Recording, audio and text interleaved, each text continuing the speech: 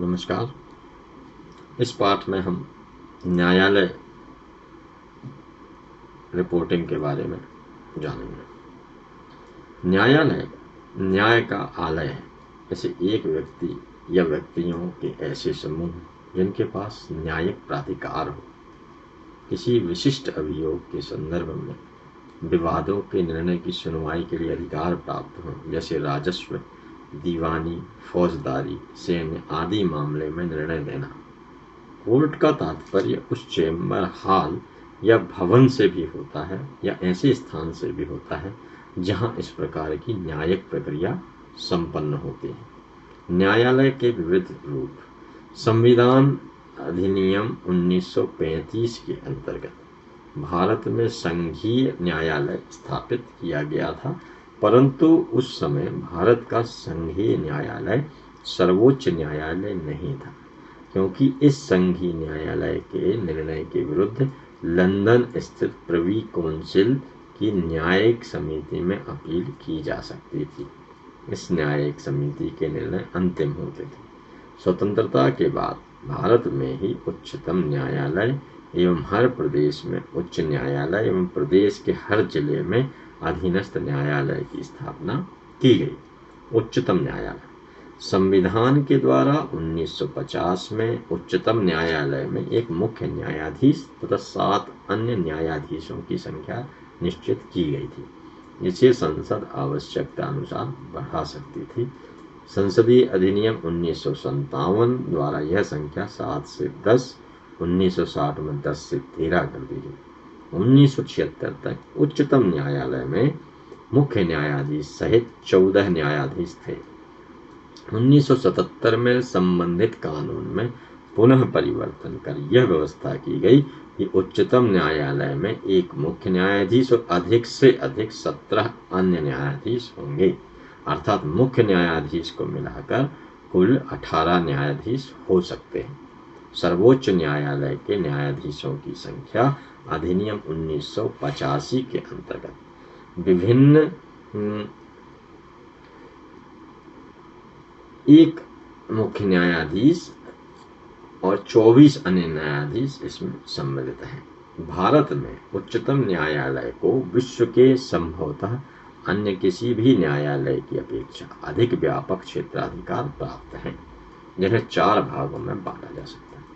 पहला है अभिलेख क्षेत्राधिकार अनुच्छेद 129, दूसरा है लेख क्षेत्राधिकार, तीसरा प्रारंभिक क्षेत्राधिकार और चौथा अपील क्षेत्राधिकार अनुच्छेद 132 से 136 तक। उच्च न्यायालय हाई कोर्ट संविधान के अनुच्छेद 214 से 237 तक राज्य न्यायपालिका से संबंधित है। संविधान का 5वां अध्याय राज्यों की उच्च न्यायालयों और 6ठा अध्याय अधीनस्थ न्यायालयों से संबंधित है।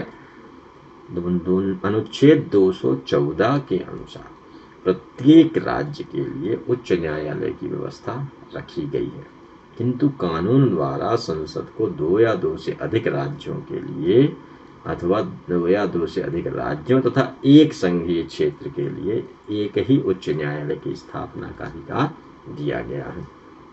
वर्तमान में देश में 17 उच्च न्यायालय कार्य कर रहे हैं, जिनमें से 2 ऐसे हैं जिनका न्यायाधिकार क्षेत्र 1 से अधिक राज्यों में है।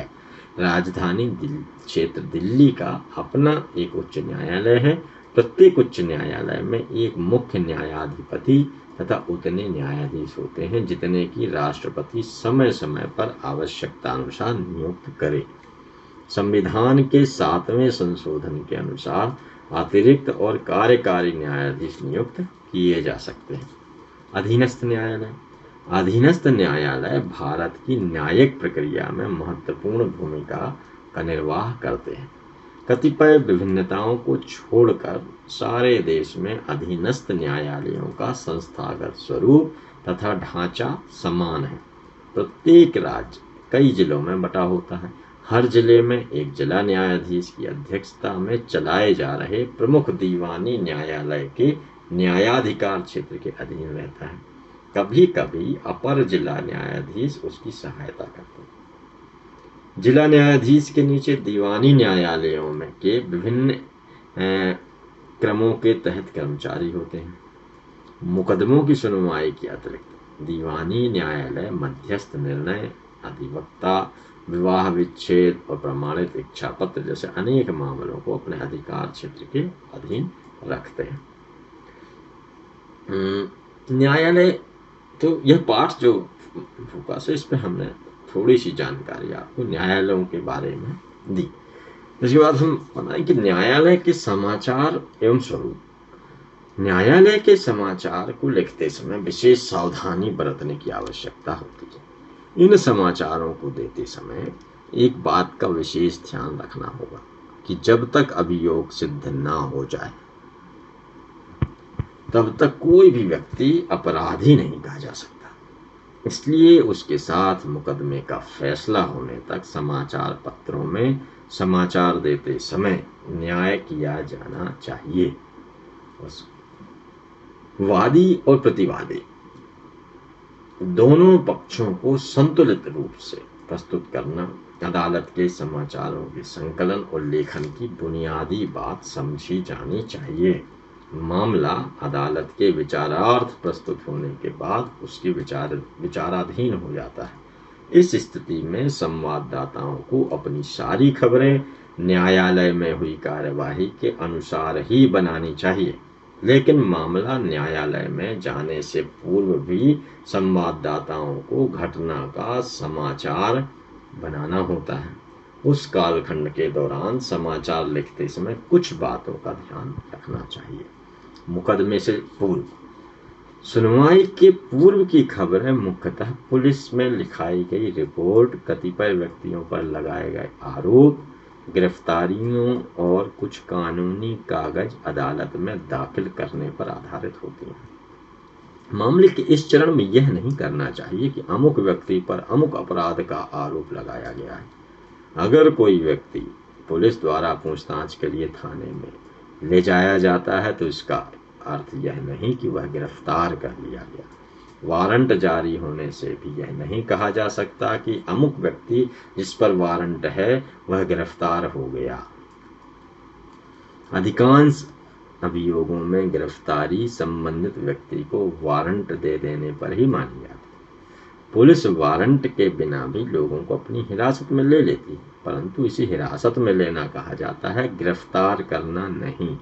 इन सब में भेद करना संवाददाता की अपनी साख, जानकारी व बचाव के लिए जरूरी है। मुकदमा अदालत में विचाराधीन होने से पूर्व समाचार में इन बातों का उल्लेख आवश्यक होता है। व्यक्ति का नाम व पता, जिसके विरुद्ध शिकायत दर्ज करवाई है अथवा वारंट जारी, अपराध का पूरा विवरण, पुलिस ने अब तक क्या कार्रवाई की है, यदि नामजद व्यक्ति को मुचलके व जमानत पर छोड़ दिया गया है तो उसके परिणाम का उल्लेख संबंधित घटना में करना चाहिए।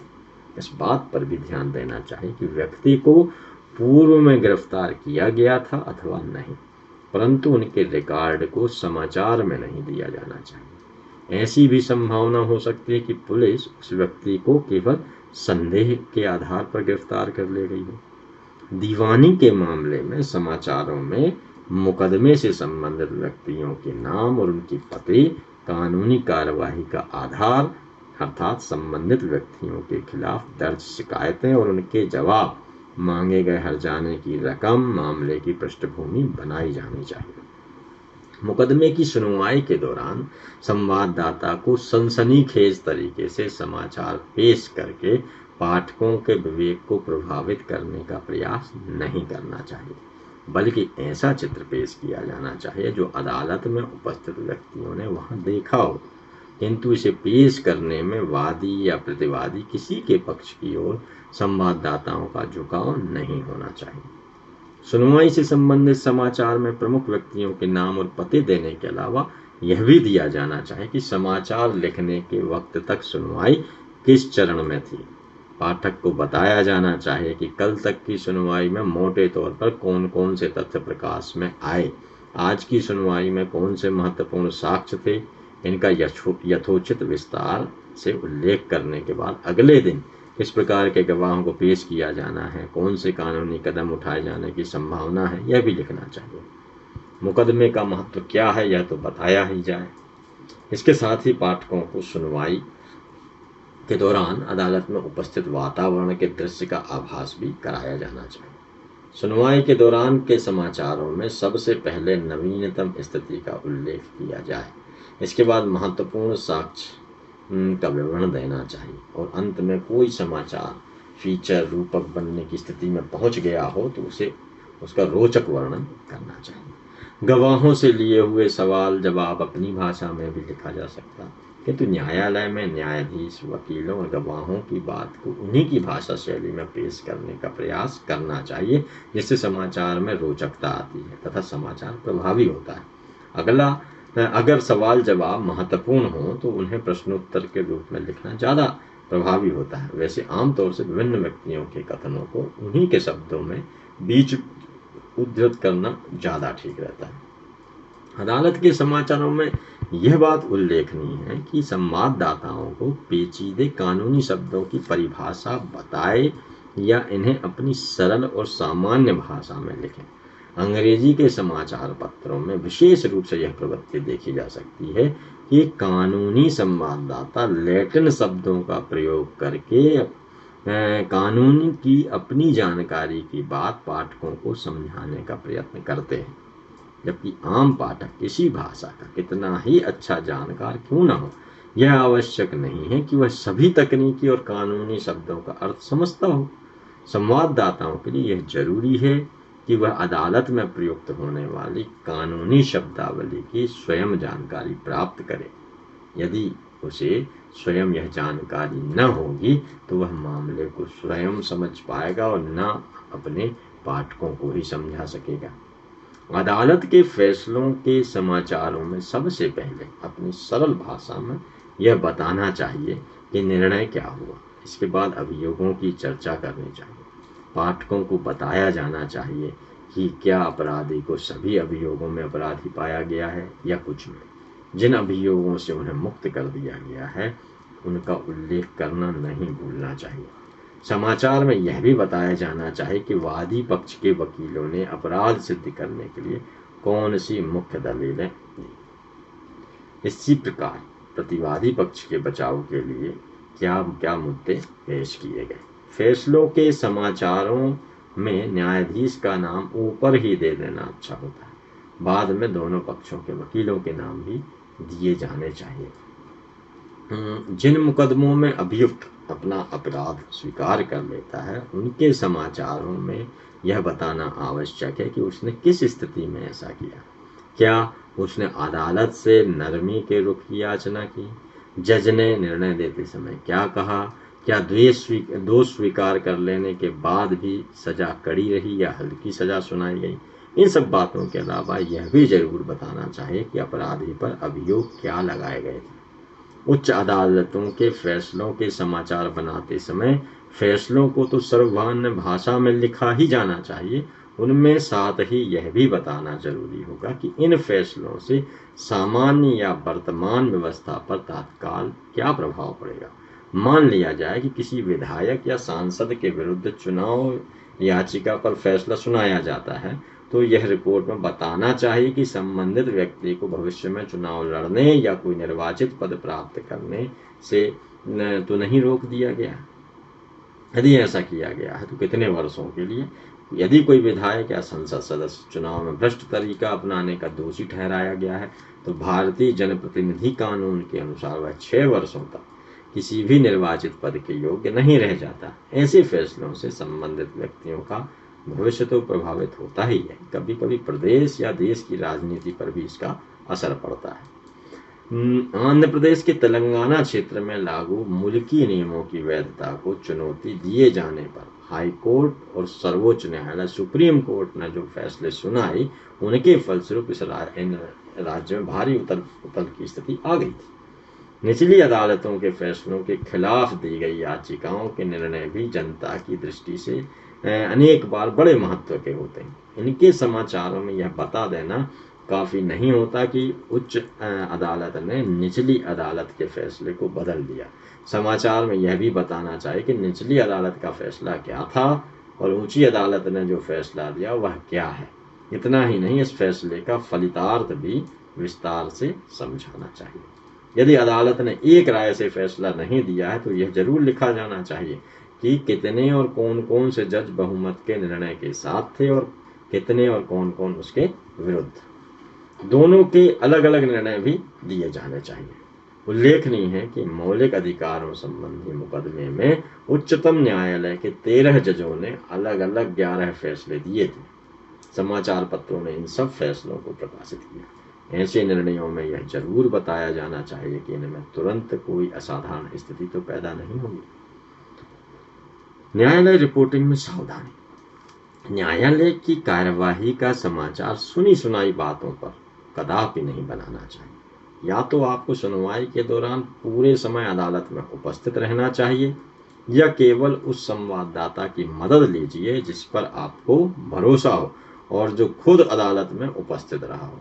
अदालती समाचार बनाते समय भाषा का प्रयोग बहुत संयत होना चाहिए।